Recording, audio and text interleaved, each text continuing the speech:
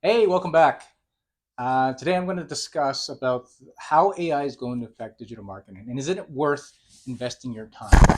So I just recently graduated from digital marketing and I had a fascination with it for a number of years. So I just decided, you know what, why not go back to school and attempt to build my way into this thing called digital marketing.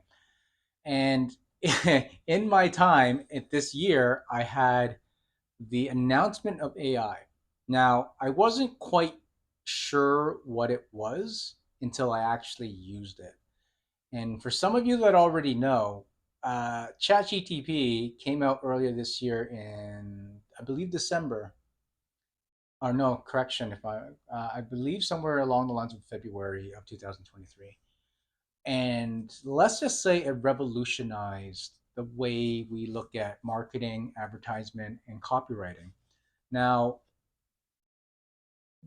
copywriting is probably one of the most important aspects of digital marketing, just because uh, we have a number of senses, but in particular, you have to look at movies as an example. So if you look at movies, you're always finding ways to uh, I don't want to say the word manipulate, but to influence their emotions. So as you know, when you're watching a sad movie, you're moved by the music, the songs, and there's consistency and coherency, right? So you're not gonna go into a happy-go-lucky soundtrack when the love of your life is dying in a movie. No, it doesn't work like that. So there has to be coherence and consistency when it comes to that. So it's really no different when it goes into specifically like marketing and digital marketing. So if you have ChatGTP writing all of this stuff out within seconds, that well, number one, does that make it cause for concern? I thought the exact same thing. Um, because during the infancy, I was playing around with ChatGTP, and then I was doing a project. And like, okay, just you know, writing content takes time. Let me just see what I can do. In 10 seconds or a little less than that, I had 10 variations of something I want to say and how I would want to say it in a different particular tone. So I was thinking like, oh man, this is going to ruin a lot of jobs. This is going to and I just finished school. I'm finishing school, so I'm like, man, this is one of those disruptive technologies that I'm just going to like what the hell? You know what I mean? Like, am I going to have a future in the course that I did in the course that I took? And as I got more familiar with it, I realized it's not that tool that it will eliminate some jobs. I'm not disputing that. I'm just like I've actually spoken to some people that are having a hard time trying to find work due to what ChatGPT is doing. But I'm realizing I read a great book by I think Peter Diamandis, and he's mentioning the world of abundance.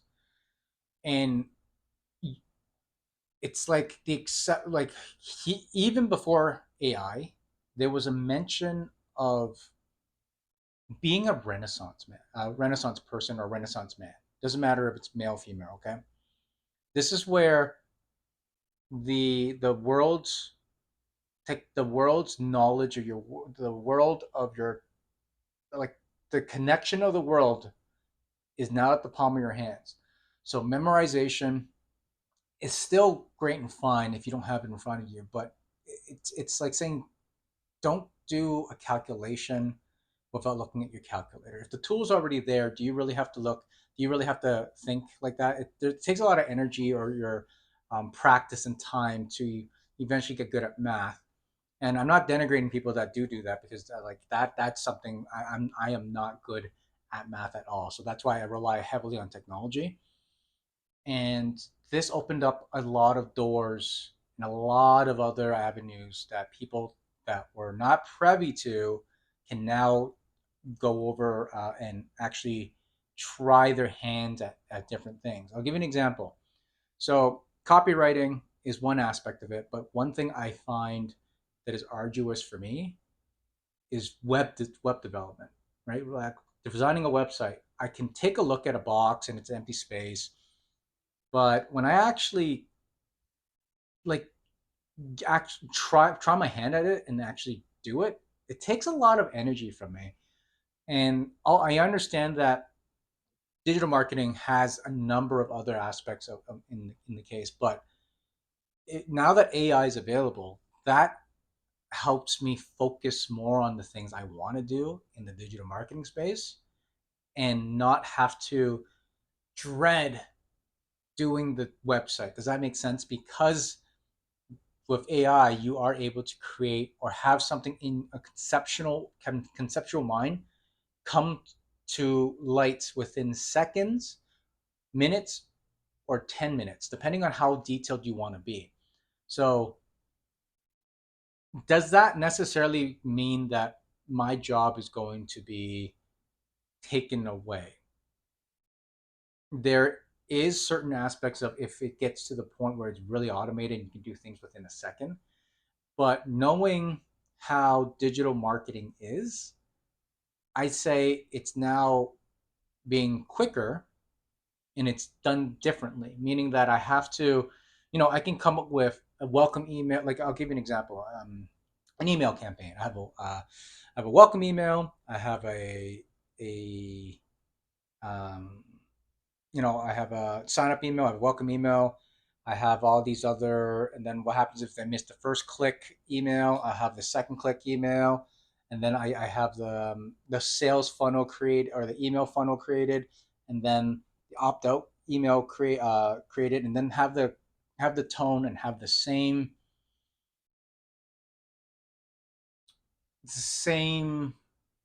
level of things that not the same, like the same tone. Does that make like that's what AI has done for me, is that I can come up with multiple concepts and then choose the correct one depending on which target market. Great thing about AI is that it'll help you do all the research ahead of time so that you can then focus specifically on who you want to target. So, for instance, if I'm going after a let's say a young person by the age of 25 to 30 that's a recent graduate, is in tech, makes about $50,000 starting a year, but he loves his job, um, started in tech sales in particular, lives in the city, wants to lose weight, and watches anime and all this other stuff.